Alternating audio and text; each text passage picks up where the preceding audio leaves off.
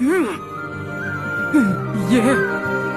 காராவுக்கு மட்டும் ஏன் எப்பவும் இப்படி நடக்கணும்? அவன் உயிர் இந்த மாதிரி பிரிஞ்சதுன்னா சாண்ட் வில்லேஜுக்கு இப்பதான் இவன் கசிக்காக ஆனா. கொஞ்சம் அமைதியா இரு நரட்டோ. சும்மா நீங்க வாய மூடுங்க. எதுவும் பேசாதீங்க. சான் ஷினோபி எல்லாரும் பொண்ணு சேர்ந்து காராவுக்குள்ள இந்த மான்ஸ்டரை அடைக்கலன்னா அவனுக்கு இந்த மாதிரி எல்லாம் நடந்திருக்க வாய்ப்பே இல்ல. காராவுடைய உணர்ச்சிகளை பத்தி யாராவது யோசிச்சு பாத்தீங்களா? அவன்கிட்ட மனசு விட்டு பேசிருக்கீங்களா?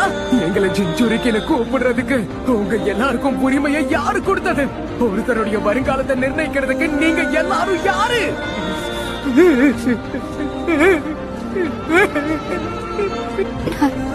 சாஸ்கேவை என்னால காப்பாத்த முடியல. இப்ப காராவையும் நான் காப்பாத்த தவறிட்டேன். 3 வருஷம் ஆச்சு. கஷ்டப்பட்டு பயிற்சி